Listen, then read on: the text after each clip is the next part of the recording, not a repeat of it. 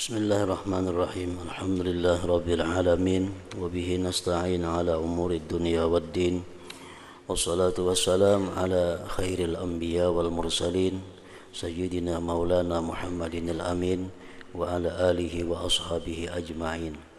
Qala al-musannif al-imam hujjatul islam Abu Hamid Muhammad bin Muhammad al-Ghazali rahimahullah wa nafa'ana bi ulumihi.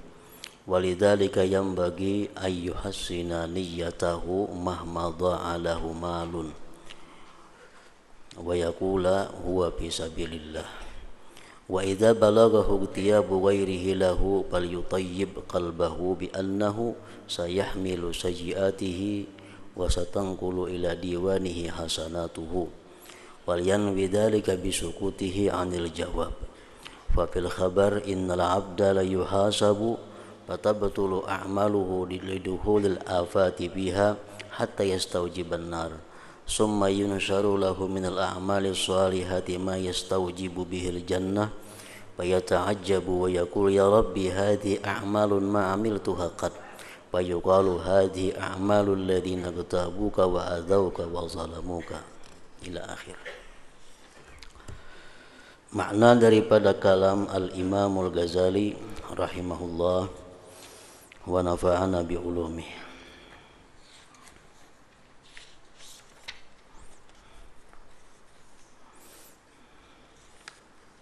Karena itulah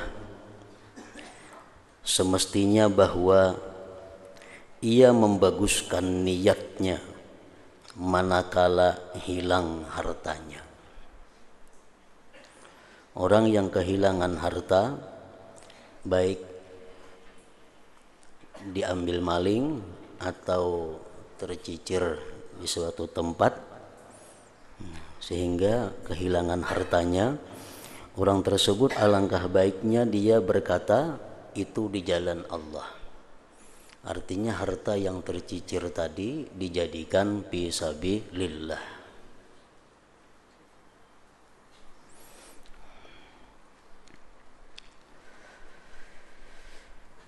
Apabila sudah dijadikan harta yang tercicir tadi sudah dijadikan diniatkan fisabilillah, kayaknya satu hari pas dapat, nah kada ampun seorang lagi ngarannya disabilillah sudah tadi. Amun diambil sagan seorang kada sabilillah ngarannya. Jadi harta yang tercicir, harta yang tabulirid atau harta yang diambil orang, nah kita dianjurkan untuk membaguskan niat bahwa harta yang tercicir itu aku jadikan di jalan Allah Subhanahu wa ta'ala. Dan apabila sampai kepadanya menggibahnya orang lain kepadanya, sampai kabar kepada kita bahwa si Fulan bin Fulan menyambati kita, menggibah kita, maka hendaklah ia menyenangkan hatinya, hendaklah dia menghibur dirinya. Kan disambati orang tuh sakit, apalagi difitnah orang makin sakit lagi. Nah, dihibur diri sendiri itu, dihibur hati kita dengan bahwa orang itu akan memikul kejelikan-kejelikannya. Kita hibur diri kita, dapat kabar bahwa si Fulan bin Fulan telah menggibah kita, dapat kabar Fulan bin Fulan memfitnah kita. Nah, kita hibur diri kita bahwa dosa-dosa kita akan dipikirkan kepadanya, dosa-dosa kita akan ditanggungkan kepadanya, dan kebaikan-kebaikan orang itu, orang yang menggibah tadi, kebaikan-kebaikannya akan pindah ke catatan amalnya, amal kita nang digibah itu. Dan hendaklah ia berniat demikian dengan diamnya dari jawaban. Nah, kita digibah orang, kita difitnah orang, kita diam, kada membalas, hendaknya berniat. Nah, apa niatnya? Ya tadi. Kenapa kita diam? Kada membalas gibah itu. Nah, karena kita sudah punya niat bahwa apa yang digibahkannya kepada kita itu akan menjadi tanggungannya di akhirat kaina, berupa dosa-dosa kita dipindahkan kepada inya, kebaikan-kebaikannya pindah kepada kita. Dan hendaklah ia berniat demikian dengan diamnya dari jawaban. Tersebut dalam hadis, innal abda la yuhasabu fatabtulu a'maluhu lidukhulil afati fiha hatta yastawjiban nar thumma yunsharu lahu minal a'malis salihati ma yastawjibu bihil jannah fayata'ajjabu wa yaqul ya rabbi hadhihi a'malum ma 'amiltuha qat fayuqalu hadhi a'malul ladzina gtabuka wa adzauka wa zalamuka. Artinya sesungguhnya seseorang hamba dihisab di hari akhirat itu. Sembahyang diperiksa,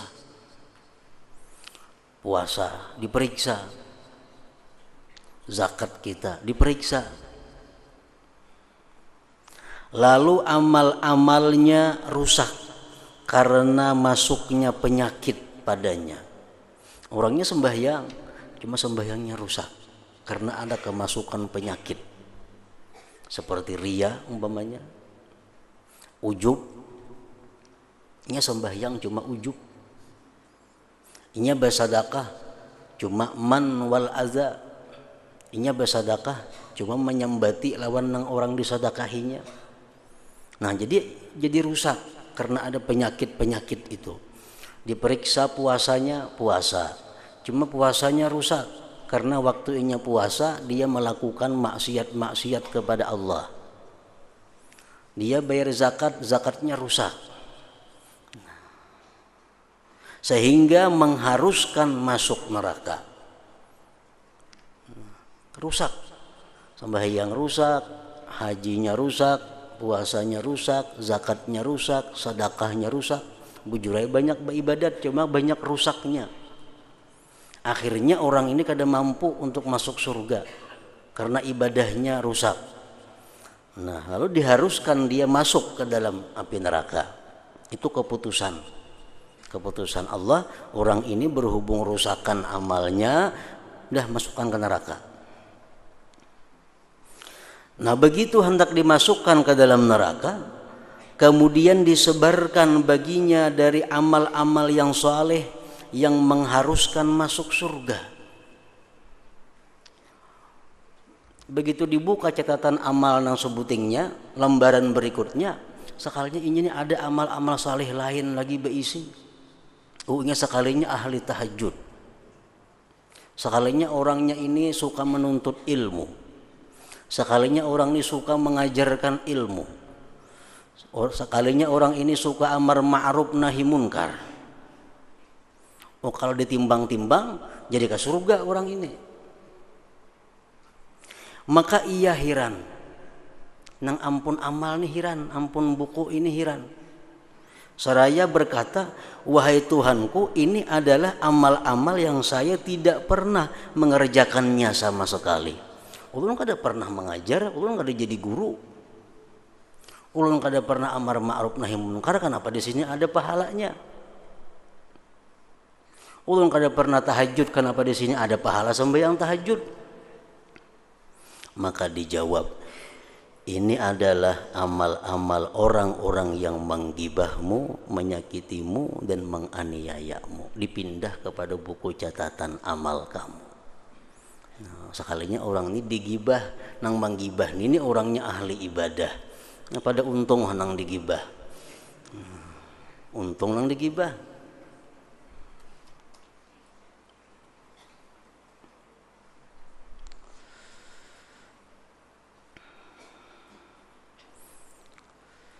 Nah, jadi hendaknya apabila sampai kepada kita berita-berita, kabar-kabar bahwa orang menyambati kita, orang menggibah kita, kada perlu dilayani. Kada perlu dijawab, kada perlu disanggah, didengarakan aja. Ini menghabiskan kunciannya ampe menggibah. Namun kita macam itu karena amal kebaikannya pindah kepada kita, amal buruk kita pindah kepada catatan amalnya di akhirat kaina. Nah sebaliknya macam itu juga di akhirat umpamanya kita periksa catatan amal kita, di situ ada minum arak, maka kita kada usah minum arak. Kenapa ada dosa minum arak? Di situ ada catatan dalam buku itu bahwa kita memakai emas laki-laki nih. Maka tidak ada pernah beremas, kenapa ada? Oh sekalinya kita menggibah orang nang minum arak, menggibah orang nang memakai emas, dosanya tak pindah kepada kita. Nah jadi hiburlah, tenangkanlah diri kita yang merasa digibah dengan demikian tadi. Dan dalam sebuah hadis disebutkan innal abda la yuwafi yaumal qiyamah bihasanati amsalil jibal law khalasat lahu ladakhalal jannah fayati wa qad zalama hadza wa syatama hadza wa daraba hadza fayuqtassu li hadza min hasanatihi wa li hadza min hasanatihi hatta la yabqa lahu hasanah fataqulul malaikatu qad faniyat hasanatuhu wa baqiya talibun fayaqulullah alqu alaihi min sayyiatihim thumma suqqu lahu sakkan ilan nar. Artinya sesungguhnya hamba itu kelak didatangkan pada hari kiamat dengan amal kebaikan seperti gunung-gunung. Amal haji, amal umrah, amal sedekah, amal macam-macam. Yang seandainya murni baginya, niscaya ia masuk surga. Seandainya amal-amal kita ini kada bermasalah, kita bisa masuk surga. Karena banyak berisi amal kebaikan. Pemuasa ada lawan inya, tahajud ada lawan inya, sosialnya ada lawan inya. Semuaan lengkap. Lalu ia datang di mana ia telah menganiaya orang ini. Tapi dalam dunia inya pernah menzalim orang, belum sempat minta halal mati. Mencaci orang, menggibah orang, belum sempat minta maaf, minta ridha, mati. Dan memukul orang ini. Maka diambil untuk orang ini dari amal kebaikannya dan untuk orang ini dari amal kebaikannya sehingga tidak tersisa amal kebaikan baginya. Habis dibayarkan hutang kebanyakan. Para malaikat berkata, ujar malaikat, telah habis amal kebaikannya dan masih tersisa orang-orang yang menuntut. Amal sudah habis ya Allah dibayarkan nah. Maka banyak lagi antrian yang menuntut si din ini. Maka Allah Ta'ala berfirman, limparkan atasnya dari kejelikan-kejelikan mereka. Sudah habis bebayar kita kada cukup, dosa orang kita tanggung. Kemudian hantamkanlah kepadanya dengan hantaman ke neraka. Akhirnya dia didorong sehingga masuk ke dalam api neraka. Karena habis modal, takakat.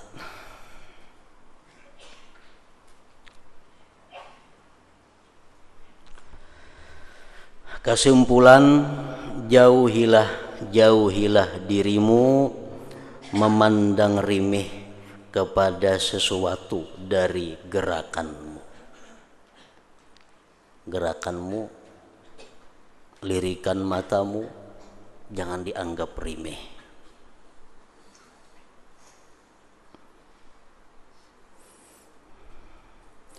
Bila dianggap remeh, gerakan-gerakan kita dianggap inting, tingkah laku kita, niscaya kamu tidak akan dapat menjaga diri dari tipu dayanya dan kejahatannya,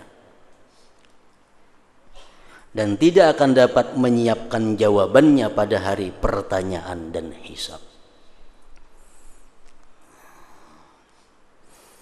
Jadi jangan dianggap remeh perbuatan-perbuatan yang walaupun itu boleh, yang walaupun itu perbuatan mubah, tetap jangan dianggap inting. Sebelum kita bisa mempersiapkan jawaban-jawaban yang akan kita sampaikan di hadapan Allah Subhanahu wa ta'ala.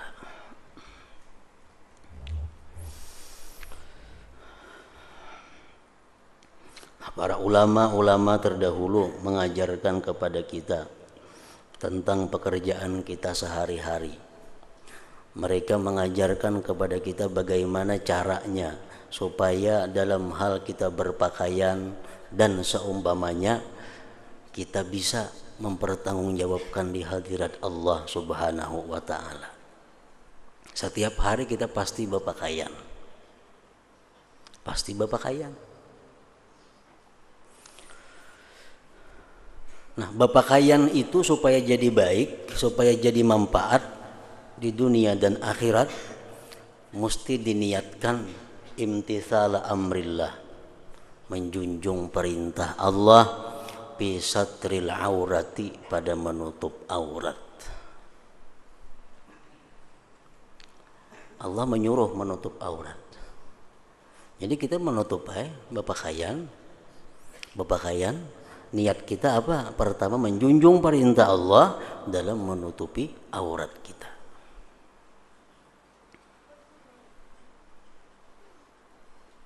Nah, pakaian ini banyak kita berisi. Tentu ada salambar. Ada pakaian yang baik, ada pakaian yang kurang baik. Ada pakaian yang bagus, ada pakaian yang biasa. Nah, kadang-kadang kita hendak ambil pakaian yang paling baik. Nah, kenapa garang maka ambil pakaian yang paling baik dalam lemari? Kadang ambil pakaian yang biasa. Nah, itu akan ditanya oleh Allah Subhanahu wa ta'ala. Nah, jadi para ulama mengajarkan kepada kita, wa idza akhadha ajmala thiyabihi falyanwi idhara syukri wal jamal. Apabila kita mengambil pakaian yang baik, maka niatkanlah di dalam hatimu untuk menampakkan syukur dan menampakkan keelokan.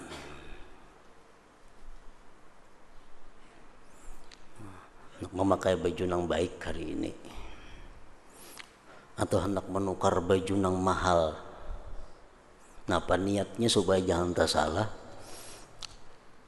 menampakkan syukur dan keindahan. Bujur kada bujurnya niat di dalam hati itu Allah yang menilai kaina.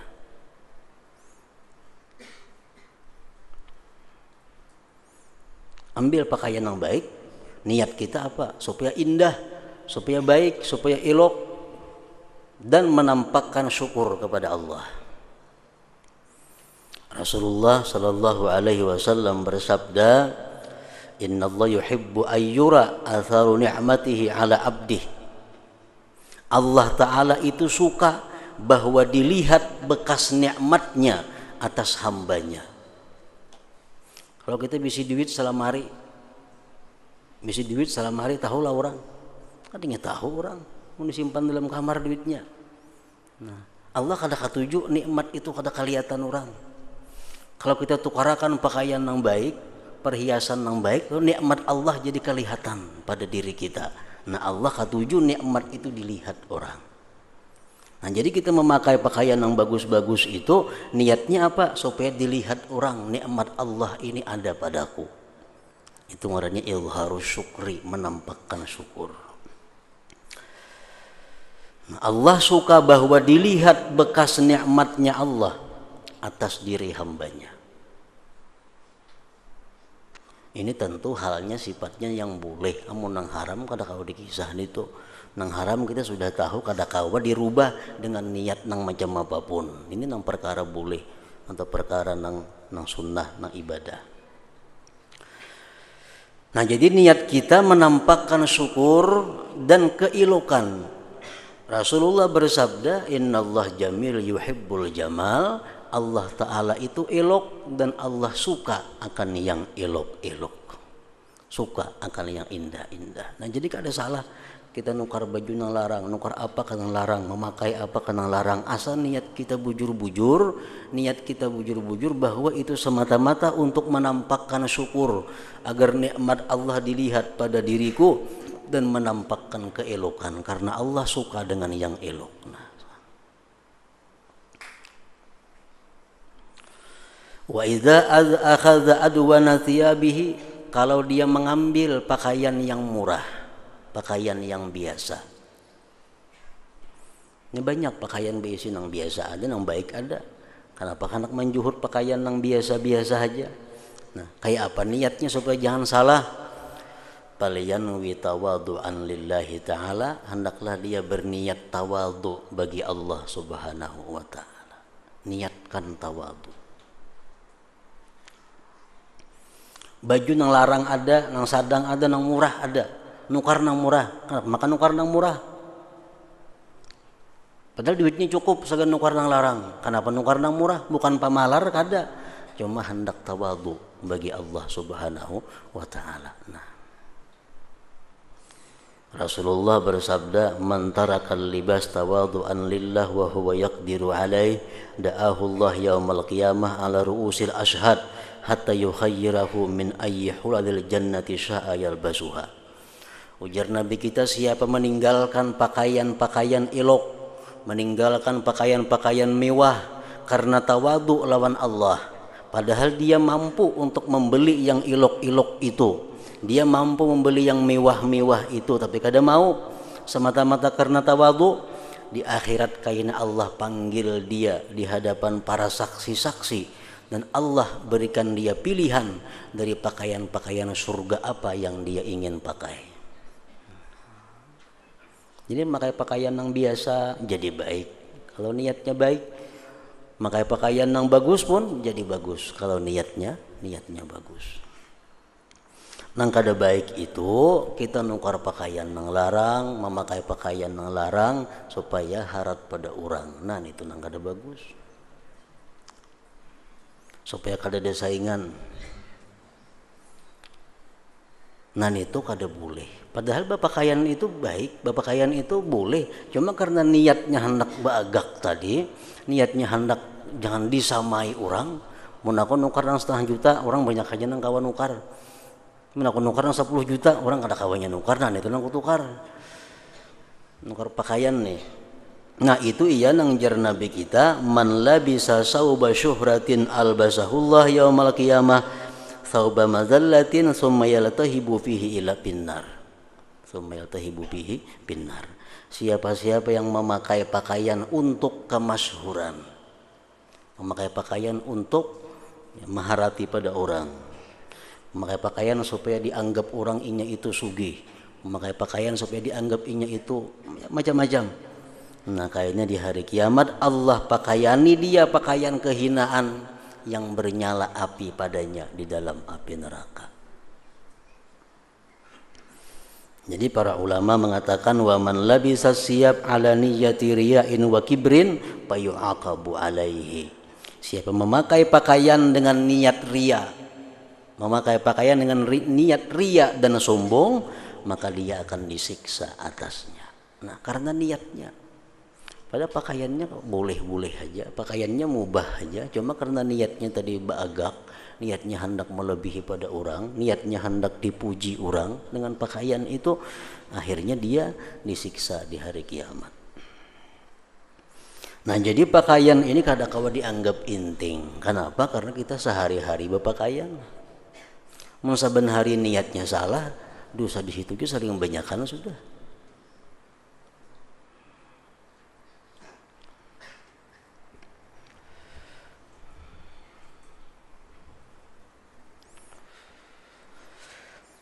Sesungguhnya Allah Ta'ala itu mengetahui dan menyaksikan atas perbuatanmu. Allah mengetahui kadang-kadang didustai. Kalau pang dimuntung aku niat karena larang ini supaya bersyukur, tapi di hati ada bercampur supaya agak Allah kadang-kadang didustai, ini tuh tahu aja kayaknya ada hitungannya.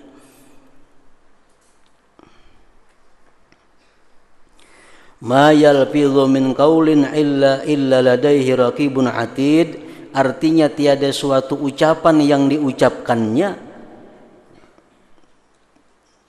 tiada perbuatan yang diperbuatnya, melainkan ada di sisinya malaikat raqib atid. Dimanapun kita berada, kapanpun kita berada, kada terpisah daripada malaikat raqib dan atid. Sebagian orang salaf berkata, saya menulis suatu surat dan saya bermaksud menaburkan debu kepada surat itu dari dinding tetanggaku. Lalu saya merasa berdosa, kemudian saya berkata, debu, dan apa arti debu? Ini mengambil debu tetangganya, debu tetangga diambil. Karena merasa asa kada berdosa, nah apa ada gunanya, apa ada manfaatnya debu nito. Lalu saya taburkan debu itu kepadanya. Maka Hatib suara tanpa terlihat orangnya bersuara kepadaku, akan tahu orang yang meremehkan debu tetangganya sesuatu yang ia akan menjumpainya besok dari buruknya hisab. Nah, mengambil sesuatu yang boleh dikatakan manfaatnya kadada, tapi ampun orang, dia akan menemui buruknya hisab di hari akhirat. Seorang laki-laki melakukan salat bersama As-Sauri, lalu ia melihat Sauri terbalik pakaiannya. Lantas ia beritahukan hal itu kepadanya dan ia panjangkan tangannya untuk memperbaikinya. Imam Sauri ini terbalik memakai baju. Lalu ada yang di belakang entah murid Sidin atau kawan Sidin hendak membujurakan baju Imam Sufyan Sauri tadi. Kemudian As-Sauri menangkap tangannya, maka ia tidak jadi membetulkannya. Kada hakun dibujurakan Sufyan Sauri tadi. Ibarat kita masang kima tasalisih. Nah, ada kawan malihat untuk kima tasalisih dan bujurakan bang. Kada hakun bujurakan. Maka ia bertanya tentang demikian kepada Sauri, kenapa kada hakun ulun baikiakan? Maka Sauri berkata, sesungguhnya saya memakai baju tadi karena Allah Ta'ala. Aku memakai tadi sudah berniat karena Allah, dan saya tidak mau membetulkannya karena selain Allah. Jadi kalau aku bujurakan mesti karena Allah juga niatnya.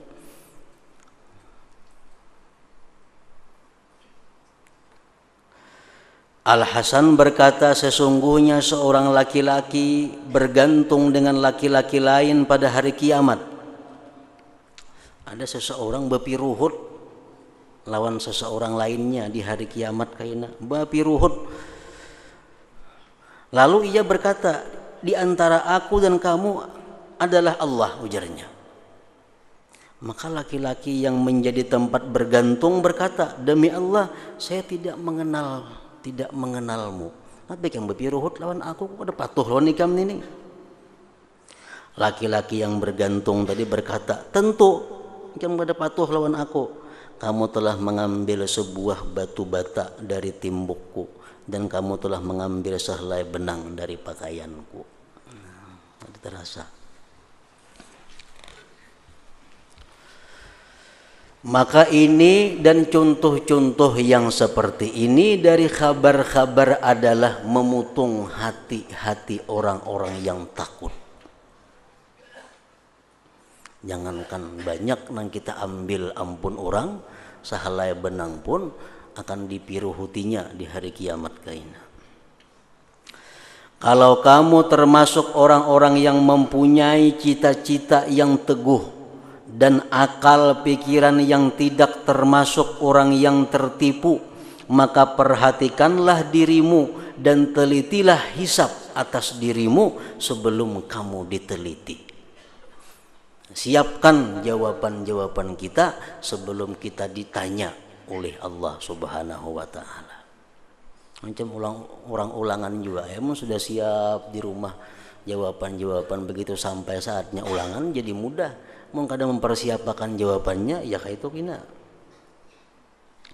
Dan intiplah hal ihwalmu, dan janganlah kamu diam, dan janganlah kamu bergerak selama tidak kamu pikirkan mula-mula bahwasanya mengapa kamu bergerak. Ikam hendak berjalan ke sana, nangapa garang tujuannya? Ikam kada tulak ke sana, kenapa garang sebabnya? Apa yang kamu maksud? Apa yang kamu peroleh dengannya dari dunia? Apa yang menghilangkanmu dari akhirat? Amun aku tolak ke situ, untungnya dunia ada, parut kanyang umpamanya. Tapi bahaya akhiratnya ada. Nah, ditimbang mana untungnya, mana ruginya. Dan apakah kamu menangkan dunia atas akhirat? Tergantung kitanya. Walhasil sebelum kita melangkah, sebelum kita tidak melangkah, kita mesti sudah tahu apa sebabnya, karena apa. Apabila kamu mengetahui bahwa tidak ada pendorong kecuali untuk agama, maka laksanakanlah cita-citamu dan apa yang terlintas dalam hatimu. Kalau tidak, maka tahanlah. Yang kita kehendaki ini, bila dorongannya adalah masalah agama, bila dorongannya ini menguntungkan akhirat, laksanakanlah. Bila kada, tahanlah. Kemudian intailah juga hatimu di waktu kamu menahan dan mencegah. Ditawari orang kada hendak, itu pun mesti diintai. Karena sesungguhnya meninggalkan perbuatan adalah suatu perbuatan. Meninggalkan berbuat adalah satu perbuatan. Dan tidak boleh tidak baginya dari niat yang benar. Kita melakukan sesuatu ada niat yang bagus, kita tidak melakukan sesuatu pun ada niat yang bagus juga.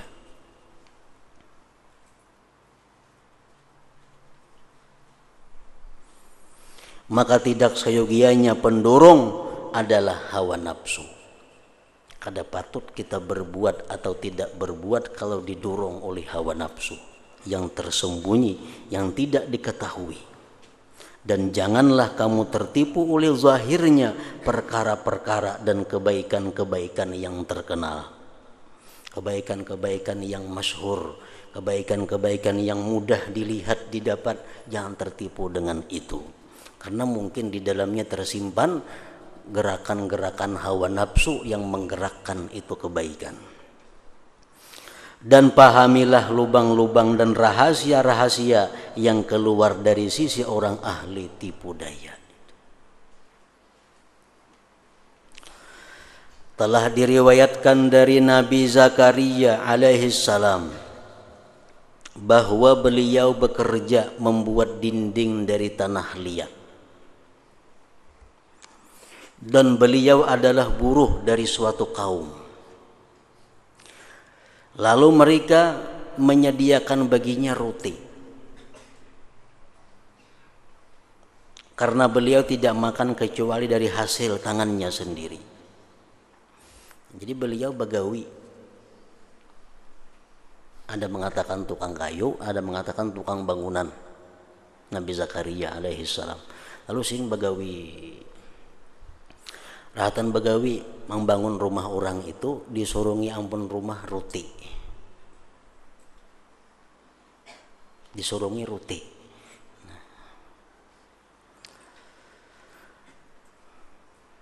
Lalu suatu kaum masuk kepadanya. Rahatan sidin makan roti, datang ada beberapa orang mendatangi Nabi Zakaria. Lantas beliau tidak mengajak mereka kepada makanan. Yang datang tadi kata ditawari sidin makanan, kada. Sidin makan aja roti ini tuh, minum makan roti. Kada bertawaran lawan yang datang tadi. Sehingga beliau selesai. Maka mereka heran daripada yang demikian, karena mereka tahu kezuhudan dan dermawannya. Heran, kenapa Nabi Zakaria kayak ini? Pada orangnya dermawan, kenapa makan kada bertawaran?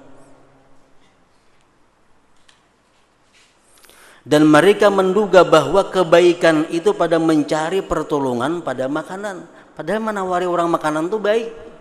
Makanan nah itu baik kan itu. Kenapa Nabi Zakaria kada bertawaran makan roti tadi? Maka Nabi Zakaria alaihissalam bersabda, sesungguhnya aku bekerja bagi suatu kaum dengan upah. Aku disini membangunkan rumah orang ini berupah. Dan mereka menyediakan bagiku roti agar aku memperoleh kekuatan dengannya atas pekerjaanku. Mereka memberi roti supaya aku kuat bagawi. Maka jikalau kamu makan bersamaku, mun kau tawari ikam roti, ikam hakun makan, maka roti itu tidak mencukupimu dan tidak mencukupiku. Mun ikam ku tawari makan, ikam umpat, aku kada kanyang, ikam kada kanyang. Dan aku lemah dari mengerjakan pekerjaan mereka.